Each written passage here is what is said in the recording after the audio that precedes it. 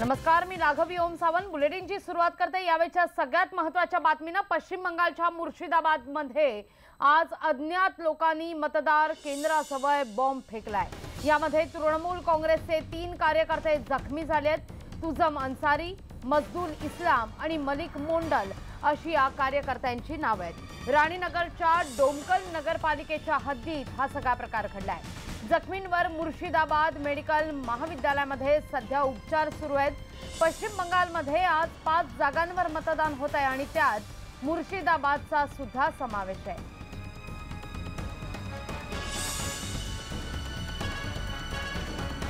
यावेळची महत्त्वाची बातमी आपण पाहतोय। मुर्शिदाबादच्या डोमकल नगरपालिका हद्दीत बॉम्बस्फोट झालेला आहे। सुरक्षा व्यवस्था असताना अशी घटना नेमकी का होते हे पाहणं सगळ्यात महत्त्वाचं ठरतंय या ठिकाणी, कारण या ठिकाणी सुद्धा मतदान होत आहे पश्चिम बंगालमधल्या मुर्शिदाबादमध्ये आणि त्यावेळी मात्र हा बॉम्बस्फोट झालेला आहे। या दृश्यांमधून आपण पाहतोय की कशा प्रकारे गावठी बॉम्ब फेकण्यात आले आणि त्याचा स्फोट झालाय। तृणमूलचे 3 कार्यकर्ते यात जखमी झाल्याचं वृत्त आहे।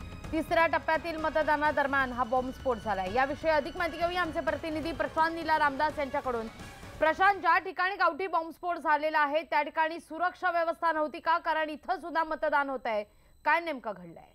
बरोबर आहे। मुर्शिदाबाद जो पश्चिम बंगाल मधील लोकसभा मतदारसंघ आहे आणि त्याच मतदारसंघामध्ये आज मतदान सुरू आहे आणि महत्त्वाचं म्हणजे जर बघितलं तर आज तिसरा टप्पा आहे पश्चिम बंगालमधला। याचे काही 5 लोकसभा मतदारांमध्ये मतदान होत आहे, पण यामध्ये 2 शहरांमध्ये आतापर्यंत झडप झालेली आहे। एकीकडे काँग्रेस विरुद्ध टीएमसी, दुसरीकडे टीएमसी विरुद्ध बीजेपी अशा 2 प्रकारच्या घटना घडल्या आणि सोबतच एका मतदान केंद्रावरती बॉम्ब शेल आढळला आहे आणि ज्या पद्धतीनं आपल्याला माहिती मिळालेली आहे की मोठी सुरक्षा व्यवस्था असताना देखील तिथे या प्रकारचे बॉम्ब शेल कशी मिळाले आणि ज्या पद्धतीनं कार्यकर्त्यांमध्ये झडप होत आहे। चर्चा अशी आहे आणि तिथले राजकीय विश्लेषक सांगतात की या जो वाद सुरू होता, ही झडप सुरू असतात त्याच दरम्यान हे बॉम्ब शेल तिथे टाकण्यात आलेले आहे अशीही माहिती होत आहे। सध्या तिथे आता कायदा सुव्यवस्थेची परिस्थिती आटोक्यात आहे अशीही पश्चिम बंगालच्या पोलिसांनी माहिती दिली आणि ज्या लोकांनी बॉम्ब शेल आणले त्याच्यावर कठोर कारवाई करणारे जेही लोक जखमी आहेत त्यांना मुर्शिदाबादच्या रुग्णालयावर त्यांच्यावर उपचार सुरू आहे।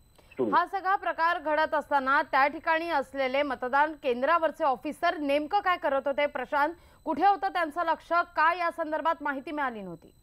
ज्या पद्धतीने माहिती मिळते की पश्चिम बंगालमध्ये जेव्हा वाद झाला की मतदान करताना बीजेपीच्या कार्यकर्त्यांनी मतदान करताना वाद केला आणि त्यांनी म्हटलंय की आम्ही मतदान करताना आमचा प्रयत्न असतो, आम्ही फुल या चिन्हावरती मतदान करतो, पण ते चिन्ह जे आहे ते सरळ तृणमूल काँग्रेसकडे जातं। याची कंप्लेंट जेव्हा मतदान अधिकारी गेली दोन्ही बाजूंनी त्यांनी शांत करण्याचा प्रयत्न केला, पण दरम्यानच्या काळात टीएमसीच्या कार्यकर्त्यांनी थेट याच भारतीय जनता पक्षाच्या कार्यकर्त्यांनी हल्ला केला आणि दरम्यान सोबतच जर बघितलं तर मतदान अधिकाऱ्यांवर देखील मारहाण करायला सुरुवात केली। या सगळ्या परिस्थितीमध्ये पोलीस अतिरिक्त कुमक मागवण्यात आली आणि त्यानंतर थेट कारवाई करण्यात आली आणि सध्या जी परिस्थिती आहे ती आटोक्यात आहे अशीही माहिती मिळते आणि पश्चिम बंगालची राज्य पोलीस सोबतच निमलष्करी दलाचे देखील जवान कार्यकर्ते कारवाई करत आहेत। निश्चित प्रशांत, धन्यवाद तुम्ही दिलेला 19